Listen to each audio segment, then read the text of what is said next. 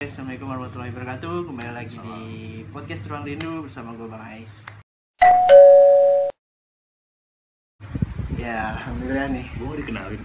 Ntar dulu sama. Ya guys, jadi hari ini gue mau nge-podcast bareng temen SMK gue yang bisa dilihat ganteng banget kan. Bukan main. Gimana kabarnya nih Bang Reja? Alhamdulillah sehat. Lu kenalin diri deh, kalau mau kenalin diri deh. Oke, jadi gue itu temen STM-nya Are dan pernah duduk sebangku juga ya, kalau Iya, salah. iya. Gue juga punya apa namanya kayak kelompok gitulah, Asik. TBC namanya. Iya. Kalau nih The Box Crew. pada kemana ya, The Box Crew namanya. Iya, gitu. Jadi gue sempat duduk sama dia juga guys dan Sempat saling contek-mencontek. Sering banyak gue yang nyontek. jadi kalau boleh sedikit cerita lucu guys, jadi dia ini ketua kelas Ya. Keluar kelas karena terpaksa. dan gua apa sih, lu bendahara ya. Lu nggak jelas lu jatuhnya nggak jelas. Are. Ya langsung ya, hari ini gua pengen ya sharing sama Bang Reja. Jadi Bang Reja ini lulusan apa Bang Reja sih? Jurusan apa dulu nih? Kuliah. Kuliah gua. Nah, Enggak mau tahu kuliah gua di mana? iyalah. Jadi gua itu kuliah di perguruan tinggi Universitas Hutan Tular ya. Iya. Kalau yang tahu, alhamdulillah. Kalau nggak tahu ya. Ya udah ya. Di Kebun Nanas, alamatnya dekat BKT. Pasti sering nongkrong BKT tahu banget lah. Tahu, pasti. Jadi gua di sana gua ngambil Fakultas Ilmu Komunikasi. Terus penjurusannya gua lebih ke broadcasting, walaupun ada 3 pilihan kayak jurnalistik, public relation, dan broadcasting, tapi gue lebih milih condong ke broadcasting. Gitu. Kenapa Bang Reja tertarik di dunia ilmu komunikasi dan broadcasting gitu? Pertama ya gue milih ilmu komunikasi karena gue pikir ini sesuai dengan karakter gue sendiri gitu. Jadi gue nggak mau dong namanya kita kuliah salah aja gitu, gue salah jurusan gitu kan, karena kan kebanyakan kita menyadari salah jurusannya itu kan ketika kita sudah sampai semester 4 atau 5 ya kan. Iya, benar. Alhamdulillah sih gue pas udah masuk ke semester itu gue ngerasa ya emang gue di sini gitu. Satu lagi ya, emang materi-materinya ya sesuai dengan apa yang gue harapkan, ada MTK-nya. Iya. berarti emang menghindari matematika. Itu salah satunya, Salah satu. walaupun bukan faktor utamanya. Kalau di dunia ilmu komunikasi itu apa sih Bang Reja yang di Jadi kalau pelajari? di dunia ilmu komunikasi itu kita lebih banyak mempelajari ya teknik dasar bagaimana kita berkomunikasi dengan baik. Jadi dalam komunikasi itu gue lupa sih dari apa namanya pencetus teorinya gue lupa karena gue udah setahun lulus ya, udah nggak baca buku lagi, lebih baca komik. Jadi gue kayak apa namanya kalau di dunia komunikasi itu kita ada bagaimana caranya kita berkomunikasi dengan baik. Yang pertama kita harus memperhatikan namanya sistem atau struktur dalam berkomunikasi. Yang pertama tuh ada komunikator. Nah, komunikator ini gue misalkan. Terus ada pesan atau message, dan yang terakhir komunikan. Komunikan itu orang yang menerima pesan dari komunikator.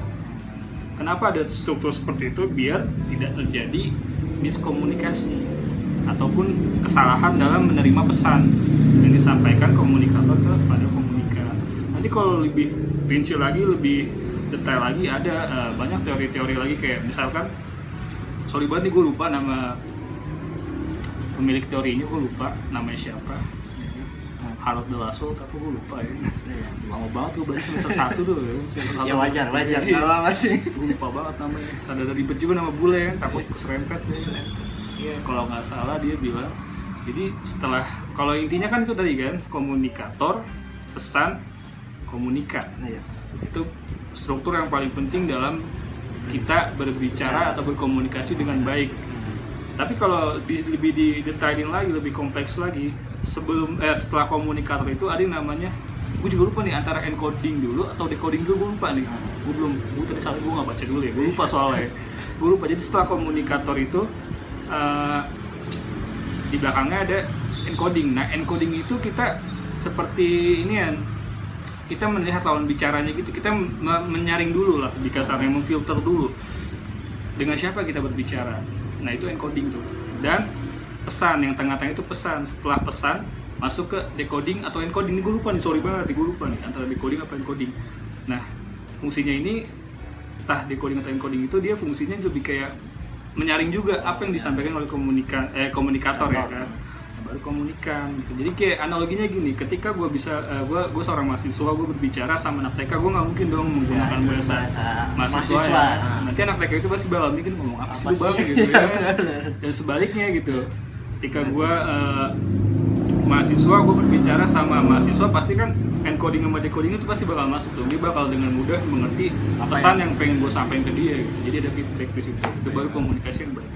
Mungkin sekedar itu sih kalau yang dari komunikasi yang gue pelajarin ya. Nanti kalau lebih ini lagi kita juga belajar namanya jurnalistik, public relation ya kan, nah, broadcasting juga yang salah satu termasuk jurusan yang gue pilih. Kayaknya menarik sih untuk dibahas. Terus gue pengen nanya nih Bang Reja. Oh boleh. Apa yang lu apa rasanya sih ketika lu kuliah menjalanin pilihan lu gitu di dunia ilmu komunikasi? Kan kadang ada yang bete lah begini ternyata entah ya itu banyak godaan kan, apalagi pasti. Kuliah ntar males entah apa gitu kan. Iya. Ya oke, gue jawab ya. Ya yang pertama sih gue saranin buat lu yang baru pada mau kuliah, jadi kalau kuliah benar harus matengin dulu lu sesuai nggak sama jurusan yang lu pilih, karena emang bakal bergejolak banget batin lu sama realita yang lu hadapin nanti ketika lu nanti benar-benar salah jurusan, salah ambil gitu. Apalagi lu kalau misalkan kuliah masih diin sama orang tua, pasti lu kalau ada pikiran kayak mau berhenti nih, gue udah nggak kuat nih, tapi gimana dong gitu orang tua yang udah gue kasih gitu kan. Makanya gue saring banget dari sekarang lu yang masih SMA nih lebih apa ya, lu sibukin diri lu lah sekarang, apalagi zamannya dunia internet tuh gampang banget dong, apa-apa tinggal cari kan, tinggal klik doang lah, apa susahnya gitu kan, bangetan banget gitu kalau lu nggak mau. Lu nyari males banget. Iya, padahal udah gampang banget gitu kan. Ya gitu maksudnya, sebelum lu mulai kuliah itu kalau bisa lu ya itu dulu, lu kenalin dulu nih fakultas atau jurusan yang mau lu ambil ini lu sesuai nggak dan lu mampu nggak gitu kan, lu atau enggak lu ada basic nggak di sini gitu. Dan intinya harus mencintai dulu, menyukai dulu gitu apa yang ada di dalamnya gitu. Karena kalau misalkan lu cuman ikut-ikut temen lu cuman sekedar kayaknya keren nih kalau kita ngambil psikolog gitu ya, tapi otak lu nggak mampu, atau enggak duit lu yang nggak mampu, itu kan rabe yang ada di tengah-tengah nanti malah putus, akhirnya udah gitu kan. Banyak sih, nanti juga lu bakal nemuin kok ketika lu kuliah, nanti lu bakal nemuin teman-teman lu yang seperti itu putus tengah jalan, banyak. Tapi lu jalanin kuliahnya happy? Iya, gue jalannya happy karena emang sebelumnya gue satu gue baca-baca dulu, kedua juga ya lagi nggak ada MTK-nya. Ketiganya juga gue pikir, wah ini kayak salah satu pelajaran yang emang lu kan SMK hampir mau ngambil ini ya, broadcasting juga gitu. Gue hampir pengen daftar di SMK 4 Bekasi, cuman ya gitu karena waktu itu gue gak ada kendaraan, terus jauh banget buat gue dari rumah gue, makanya kayak udahlah ya ada aja. Akhirnya gue ngambil di STM itu gue salah jurusan sebenarnya, itu bukan gue banget gitu. Dia ngikutin temennya. Gue ngikutin teman gue, ada temen dia juga ya. Tapi ya jadi ketemu, kalau nggak gitu gue nggak ketemu juga. Mungkin dia suratan juga ya, Allah tempatin gue ke tempat yang nggak harusnya gue gitu. Tapi ya hikmahnya gue bisa ketemu sama teman-teman gue gitu, dan gue have fun di sana gitu. Walaupun sempat kayak ada, kok gue bisa ya sekolah di sini gitu kan. Itulah pokoknya. Dan gue juga kan sempat bingung tuh, maksudnya gue juga pengen gitu kan ngerasain mandiri, ya kan, karena saudara-saudara gue mereka perempuan tapi banyak yang kayak bisa kuliah sambil kerja gitu, dan jarak kuliah sama kantor tuh jauh banget. Jadi kayak gue malu dong, gue sebagai laki-laki bisa kalah sama mereka yang perempuan gitu kan, sedangkan mereka seangkatan sama kita gitu, sama gue maksudnya sama gue. Kayak gue coba dong untuk belajar mandiri dari sekarang gitu kan. Udah akhirnya gue ambil kelas sore, reguler sore. Jadi gue mulai kuliah dari jam 5, cuman karena keseringan bentrok sama maghrib, jadi biasanya gue mulai kuliah setelah maghrib, ya kan? Setelah maghrib sampai jam 9. Waktu baru-baru sih gue pernah sampai jam 10, karena mungkin dosennya gimana ya, emang gue waktu itu belajar sistem politik, gue pulang setengah 11, baik gue nyampe rumah jam 11, ya kan? Lumayan juga kan dari kampus gue ke rumah gue, sampai kayak kuliah malam banget kata nyokap gue gitu kan, kerjanya gimana pas segala macam. Akhirnya juga teman-teman semua ngomong, kita diskusikan sama dosen gue. Alhamdulillah dosen gue juga terima asik gitu buat diajak berdiskusi. Udah kalau begitu caranya ya udah kita sampai jam 9 aja gitu. Yang penting apa yang saya sampaikan kata beliau masuk gitu. Jangan sampai kamu kuliah kan bayar nih. Jangan sampai kamu selalu dari situ nggak dapat apa-apa gitu. Jadi sangat banget disayangkan gitu. Karena kan kita tahu sendiri nyari duit nggak gampang. Iyalah. Tapi lu bisa gitu ngebagi waktunya kan?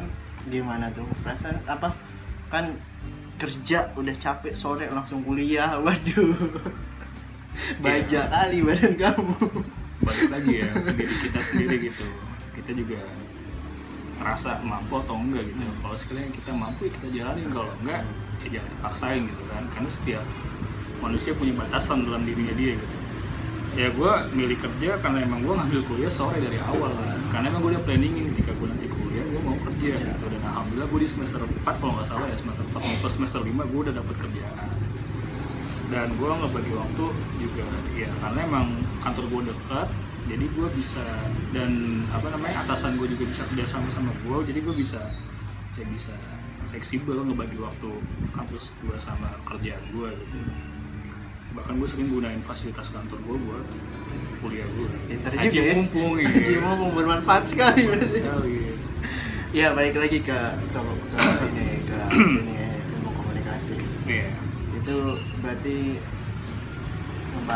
belajar tentang public speaking ya, mendalami public speaking ya. Public speaking. Dulu gue waktu baru-baru banget kuliah itu pasti kita disuruh bikin kayak selebaran, terus kita bukan selebaran sih, kayak surat naskah buat pidato. Itu gue baru masuk gue suruh bikin pidato gitu kan.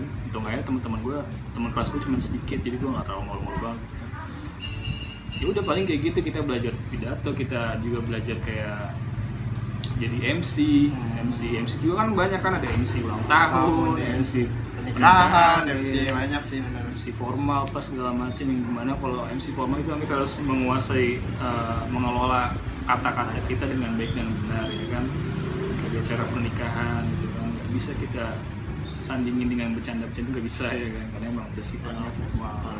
Dan satu lagi sih setahu gue, kalau emang lu jadi MC itu biasanya gue waktu itu diajarin kalau nggak salah wajib banget buat seorang MC itu kita harus datang lebih dulu sebelum acara mulai.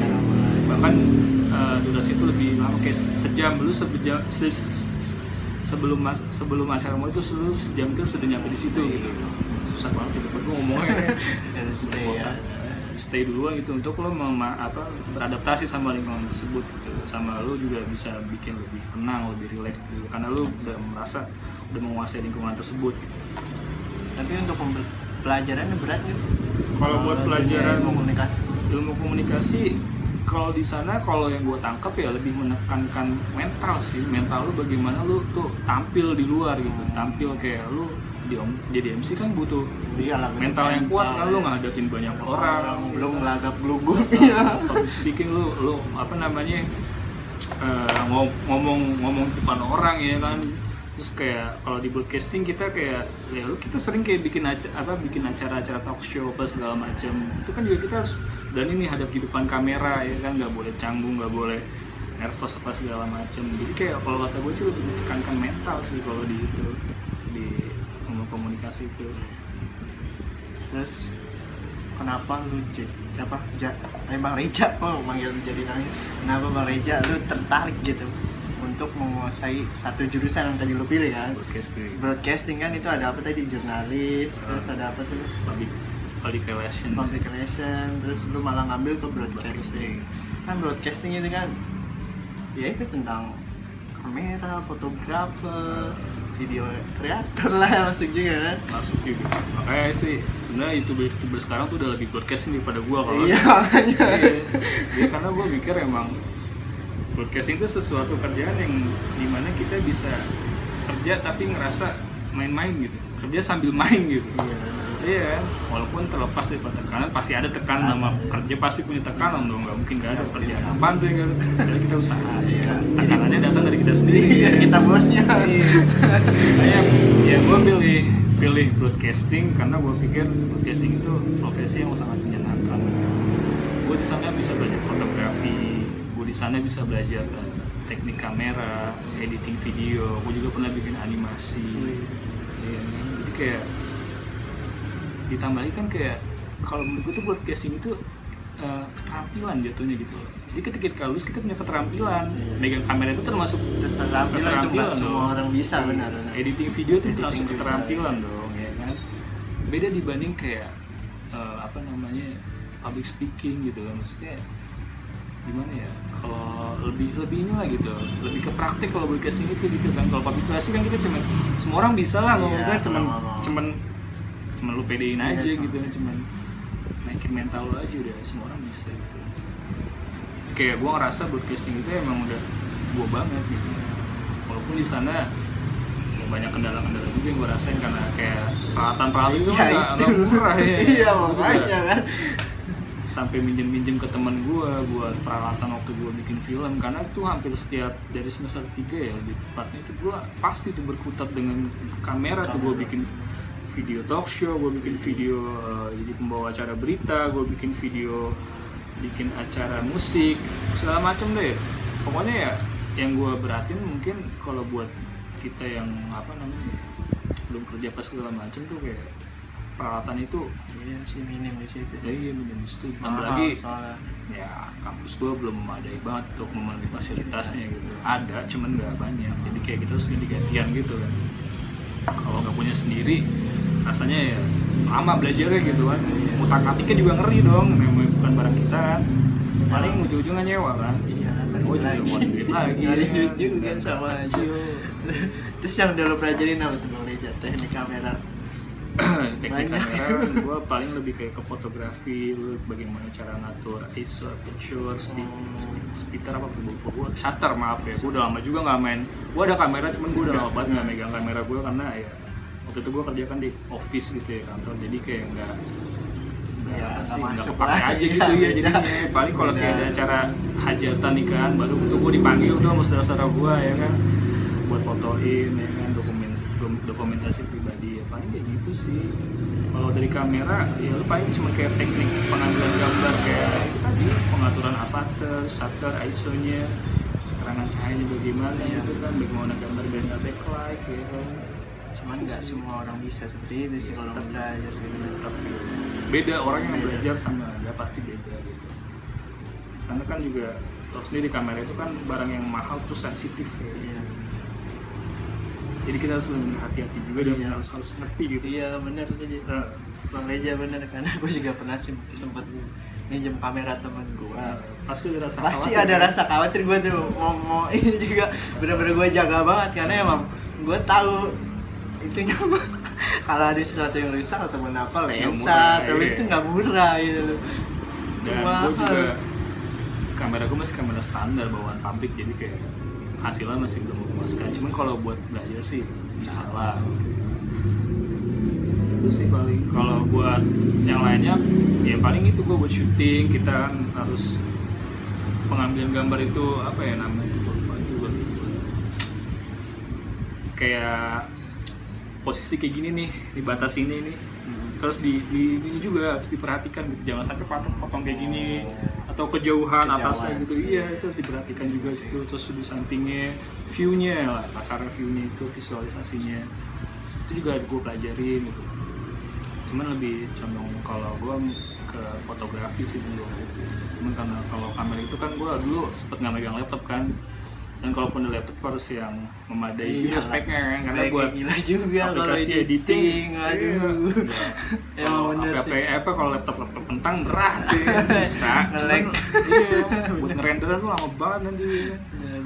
Belum lagi nanti kalau memori virus, lu capek-capek syuting, lu udah capek-capek tag dari pagi sampai malam ya kan, terus ada virus di flash disk lu atau di memori lu, itu gue pernah juga ngalamin ya kan. Itu pengalaman banget. Gue waktu itu syuting di Taman Mini buat acara kayak reality show gitu kan, gue udah pesen dekorasi segala macam, gue udah setting latar tempat, udah jadi, tinggal udah ya kita editing nih kelar ya kan, pas sorenya virus dong ya kan, hilang semua, mau nggak mau besok kita datang lagi. Syuting lagi mau nggak mau.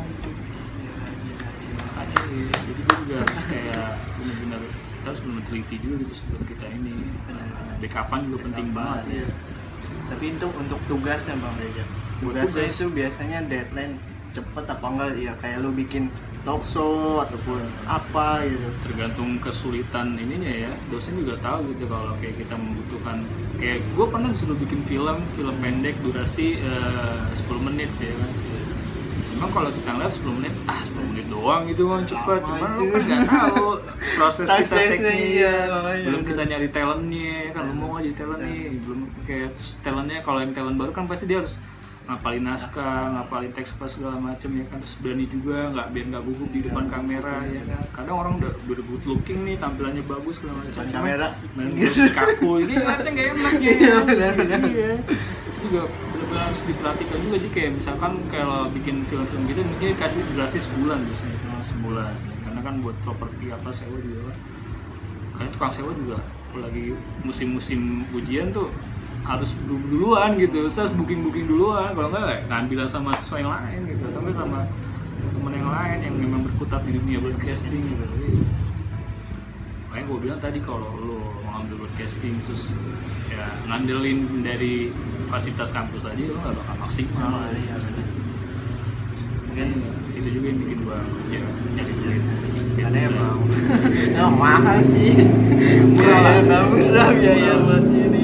Karena lu juga kan bikin acara gitu, talk show ataupun apa, ngeluarin modal sendiri pasti kan? Buat kita kan bayar orangnya itu Iya, kan, bayar. lu kasih dia rokok, kasih dia makan ya kan, kita harus penuhin kebutuhan dia juga dong. Dia nggak bakal mau dong jadi talent Iya kalau lah, kita kalau ada duit.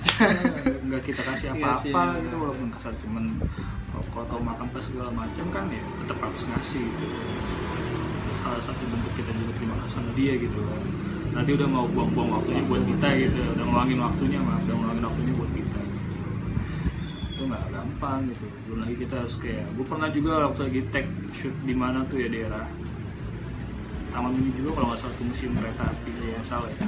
Itu gue udah rapi banget segala macam, terus ketinggalan apaan itu waktu gue lupa ya. Jadi gara-gara itu kita benar-benar harus batalin gitu. Jadi kayak gue lupa apa ya namanya ya, Bener-bener nggak tag. perangkatnya itu iya bener-bener nggak tag karena ya kalau nggak salah tuh gue kurang di lighting kalau nggak salah. Kita ngambil HP gue udah ngakalin ini kan pakai flash HP, tapi nggak mempan dong, karena waktu itu gue syutingnya ada ngambil kayak waktu dari sore mau ke malam terus senja. Apa sih biasanya kalau dari sore mau ke senja ya, waktu senja ya. Jadi kan kayak kita benar-benar harus gimana biar kamera cahaya matahari nih di kamera tuh nggak ini gitu, nggak backlight gitu kan, orangnya ngegelap gitu. Bener-bener. Nah lightingnya nggak bawa dong, kita kan hanya pakai flash, nggak bisa nih akhirnya pulang gitu ya. Karena emang rumah temen gue juga jauh-jauh kan, kayak kalau ngambil kita butuh waktu, yang ada mana ya? Iya, nggak makan waktu. Yang ada ya bener nggak tag hari itu. Momennya itu kan kita mau ngambil sorenya itu kan. Ya, jadi kalau misalkan lewat ya udah gelap, besok lagi. ya kan, jadi gelap malam jadinya gelap, tambah susah lagi tuh lagi ngapain.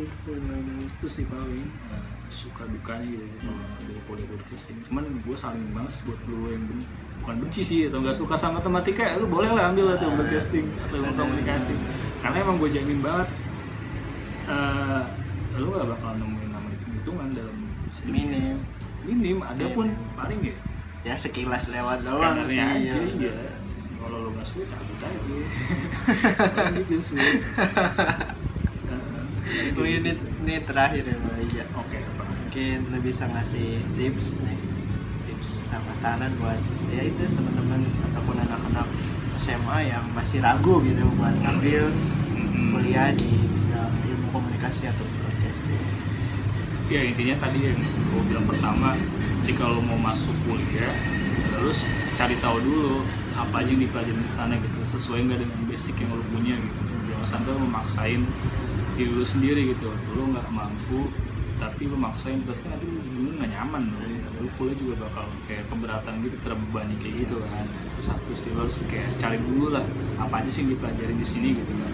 Kedua juga lo harus suka sama pelajaran itu gitu kan. Kalau misalkan orang-orang yang kayak orang-orang yang eksak suka gitu segala macam suruh masuk broadcasting yang lebih mengandalkan keterampilan kreatif gitu ya nggak masuk dia pasti bakal kayak aduh gimana ya gue kayak nggak nyaman gitu kan iya. Terus diperhatikan juga, jadi lo harus ngenalin diri lo sendiri juga gitu buat mencoba tadi sama gue gitu ya. Terus juga lo harus banyak lebih tanya lagi sama orang yang udah berkecimpung di dunia itu gitu, ini apa sih dipelajarin bang gitu kan, gini kalau itu menarik ya udah silakan gitu. Tapi gue jamin sih kalau lo emang nyari apa sih pelajaran yang menarik ya, menyenangkan ya, di broadcasting. Cuma ya untuk kerja saingan itu udah banyak. Iya. Jadi ya mungkin segitu dulu guys podcast gua hari ini sama Bang Reja nih. Makasih banget nih Bang Reja. Udah mau ngisi ini, asik ngisi bahasanya. Jadi juga kayak ngerasa diri ya. Iya. Gimana gitu. Ya jadi buat teman-teman semua jangan ragu, jangan takut untuk kuliah di broadcasting karena Bang Reja udah ngeceritain banyak tuh tadi. Semoga apa yang gue bilang juga ada manfaatnya. Bisa buat bantu kalian biar nggak bingung nanti gue, terutama orang-orang yang buat memilih podcast gitu atau ilmu komunikasi biar kayak nggak ragu lagi gitu buat milih. Benar-benar. Jadi ya siapkan mental dari sekarang ya kalau mau masuk broadcasting kan, karena tadi Bang Reja bilang mental sih yang lebih ke mental sih, lebih mengedepankan membangun mental lu gitu biar lu tuh apa ya, biar lebih berani aja tampil di depan umum gitu. Sama komunikasi juga kan buat negosiasi kan juga bisa lebih jadi mudah dong ya. Kalau komunikasi lu bagus, lu bisa ditaruh di marketing juga, iya bisa ditaruh di marketing juga buat negosiasi segala macam ya. Karena kan kalau kita sadari atau kita nggak sadari, komunikasi itu kan merupakan ya apa ya, merupakan sesuatu yang penting gitu ya. Karena setiap harinya kan orang pasti ngomong, nggak mungkin dong sepentingnya orang, nggak mungkin dia nggak ngomongin. Makanya buat semua jangan ragu, kuatkan mental buat pilih udah di broadcasting. Oke?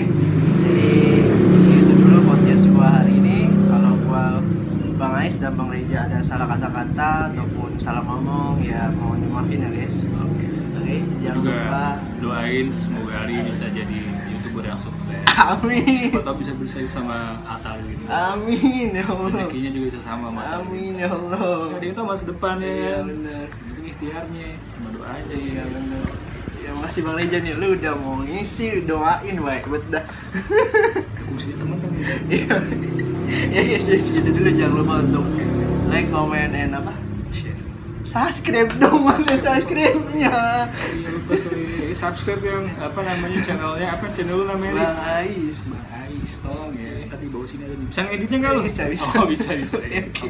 Ya see you, bye bye.